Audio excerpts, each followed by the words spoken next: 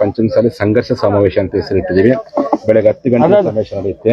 ನಮ್ಮ ಜಿಲ್ಲಾಧಿಕಾರಿಗಳು, ರಾಜ್ಯದ ಮುಖ್ಯಮಂತ್ರಿಗಳು ನಮ್ಮೆಲ್ಲರ ಹೋರಾಟಕ್ಕೆ ಮಣಿದು ಅಧಿವೇಶನದಲ್ಲಿ ಮುಖ್ಯಮಂತ್ರಿಗಳು ಒಪ್ಪಿಗೆ ಕೊಟ್ಟಿದ್ದಾರೆ. ಗರ್ದಿಗಮ್ಮತ್ ವೀಕ್ಷಕರಿಗೆ ನಮಸ್ಕಾರ ಗೌಡ್ರಿ. ಗರ್ದಿಗಮ್ಮತ್ ಪೇಜ್ ಫಾಲೋವರ್ ಆಗ್ರಿ, ಯೂಟ್ಯೂಬ್ಗೆ ಸಬ್ಸ್ಕ್ರೈಬ್ ಆಗ್ರಿ, ಶೇರ್ ಮಾಡಿರಿ. ಇವತ್ತು ಒಂದು ಬೆಳಗಾವಿ ಜಿಲ್ಲಾಧಿಕಾರಿ ಅವರ ಆದೇಶದ ವಿರುದ್ಧ ಪಂಚಮಶಾಲಿಗಳೆಲ್ಲ ರೊಚ್ಚಿಗೆದ್ದಿದ್ರು.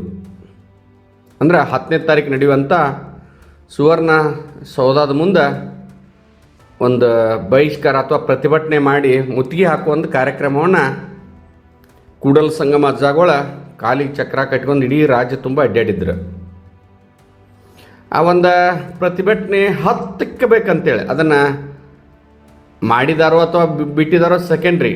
ಆದರೆ ಆದೇಶ ಮಾಡಿದ್ದಕ್ಕೆ ಮತ್ತೆ ಸಮರ್ಥನೆ ಮಾಡ್ಕೋತೀವಿ ಜಿಲ್ಲಾಡಳಿತ, ರಾಜಕಾರಣಿಗಳು ಇರಲಿ. ಆದರೆ ಕೂಡಲ ಸಂಗಮ ಅಜ್ಜಾಗಳಿಗೆ ಇವತ್ತು ಅವ್ರಿಗೇನದರ ಅವಶ್ಯಕತೆಯೂ ಇಲ್ಲ. ಈ ಒಂದು ಹೋರಾಟ ಸುಮಾರು 4 ವರ್ಷದಿಂದ ಆಗ್ತದ ನೋಡತ್ತೇನೆ ನಾನು. ಯಾವ AC ರೂಮ್ನ್ಯಾಗೂ ಮಲ್ಕೊಂಡಿಲ್ಲ ಅವರು ಕೂಡಲ ಸಂಗಮ ಅಜ್ಜಾಗಳು 4 ವರ್ಷದಾಗ. ಮನೆಗೆ ಹೋಗಿದ್ದಾರೆ. ಎಲ್ಲಿ ರಾತ್ರಿ ಆಗ್ತೈತೆ ಅಲ್ಲೇ ಒಂದು ಚಾಪಿ ಹಚ್ಕೊಂಡು ಮಲ್ಕೊಂಡಾರ. ಏನು ಊಟ ಮಾಡಿದಾರಲ್ಲ, ರೊಟ್ಟಿ ಕೊಟ್ಟರೆ ರೊಟ್ಟಿ ತಿಂದಾರ, ಖಾರ ಕೊಟ್ಟರೆ ಖಾರ ತಿಂದಾರ.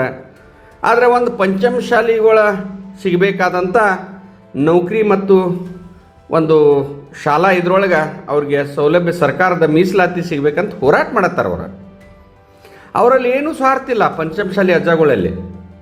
ಆದರೆ ಅದನ್ನು BJP ಆಗಲಿ ಕಾಂಗ್ರೆಸ್ ಸರ್ಕಾರದವ್ರು ಹಿಂಗೆ ಮಾಡತ್ತಾರೆ ಅಂತ ಟೀಕಾಗಳು ಆಗತ್ತಾವ. ಯಾಕಂದರೆ ಯಾವುದೇ ಒಂದು ಹೋರಾಟ ಪ್ರತಿಭಟನೆ ಮಾಡೋತ್ನಾಗ ಇವೆಲ್ಲ ಸಹಜ ಪ್ರಕ್ರಿಯೆ. ಇವತ್ತು ಒಟ್ಟಾರೆ ಪಂಚಮಶಾಲಿ ಅಜ್ಜಗಳ ಇವತ್ತು ಇಡೀ ರಾಜ್ಯ ತುಂಬ ಒಂದು ಹೋರಾಟ ಮಾಡಿ ಅನೇಕ ಆ ಒಂದು ಪಂಚಮಶಾಲಿ ಮ್ಯಾಗ MLAಗಳು ಆರಿಸಿ ಬಂದಾರೋ, ಮಂತ್ರಿ ಆಗಿದ್ದಾರೋ, ಬಿಟ್ಟಿದ್ದಾರೋ ಸೆಕೆಂಡ್ರಿ. ಆದರೆ ಪಂಚಮಶಾಲಿ ಅನ್ನುವಂಥ ಒಂದು ರಕ್ತ ಮಲೆಗೌಡ, ಮಲೆ ದೀಕ್ಷಾ ಏನೇನು ಅದಾವಲ್ಲ ನಮ್ಮ ಎಲ್ಲ ಸಬ್ ಕಾಸ್ಟ್ ಪಂಚಮಶಾಲಿ ಒಳಗೆ, ಅವರ ನಿಮ್ಮಲ್ಲಿ ತಪ್ಪು ತಿಳ್ಕೋಬೇಡ್ರಿ. ನೀವು ರಕ್ತ ಹರಿಯುತ್ತಿದ್ರ ಆ ಪಂಚಮಶಾಲಿ ಯಾಕೋ ಒಂದು ಆವೇಶ ಬರುತ್ತೆ. ಯಾಕಂದ್ರೆ ಒಬ್ಬರ ಕ್ಯಾಮೆ ಹಾಕಿದ ಸ್ವಾಮೀಜಿಗಳು ಯಾವುದೇ ಸ್ವಾರ್ಥ ಇಲ್ದ ಇವತ್ತು ಒಂದು ಹೋರಾಟ ಕಣಿಯಾದಾಗ ನಾವು ಆ ಸಮಾಜದಾಗ ಹುಟ್ಟಿ ಆ ಸ್ವಾಮೀಜಿಗಳಿಗೆ ನಮ್ಮ ಹಕ್ಕದ ಸಲುವಾಗಿ, ನಮ್ಮ ಮಕ್ಕಳ ಹಕ್ಕದ ಸಲುವಾಗಿ, ನಮ್ಮ ಸಮಾಜ ಹಕ್ಕದ ಸಲುವಾಗಿ ಅವರ ಒಂದು ಹೋರಾಟ ಕೇಳ್ತಾರೆ. ಒಂದು ಮುತ್ತಿಗೆ ಹಾಕೋ ಕಾರ್ಯಕ್ರಮ ಹಿಂತಕ್ಕೊಂದು ಜಿಲ್ಲಾಡಳಿತ ನೀವು ಆ ಜಿಲ್ಲಾ ಇವತ್ತು ನಾಳೆ 10ನೇ ತಾರೀಕಿಗೆ 9 ಗಂಟೆಗೆ ನಿಮ್ಮ ಒಂದು ಪಂಚಮಶಾಲಿಯ ಶಕ್ತಿಯನ್ನು ತೋರಿಸ್ಬೇಕು. ನೀವು ಮನೆ ಹಾಕ್ಕೊಂಡ್ಬೇಡ್ರಿ. ನಾ ಹೋಗ್ದಿದ್ರೆ ನಮ್ಮ ಮನೆ ಬಾಜುಕಿನಾಗ ಹೋಗ್ತಾನು, ನಮ್ಮ ಮನೆ ಬಾಜುಕಿನಾಗ ಹೋಗಲಿಲ್ಲ ಅಂದ್ರೆ ಊರಾಗಿನವ್ರು 10 ಮಂದಿ ಹೋಗ್ತಾರಂತ ತಿಳ್ಕೊಂಡು ಕುಂಡಾಕೆ ಹೋಗ್ಬೇಡ್ರಿ. ದಯಮಾಡಿ ಒಂದು ಈ ಹೋರಾಟಕ್ಕೆ ಮುತ್ತಿಗೆ ಹಾಕೋಣ. ಮುಂದೆ ಏನಾಗ್ತೈತೆ ನೋಡೋಣ ಅಂತ ಭಾಳಷ್ಟು ಜನರ ಅನಿಸಿಕೆ ಐತೆ.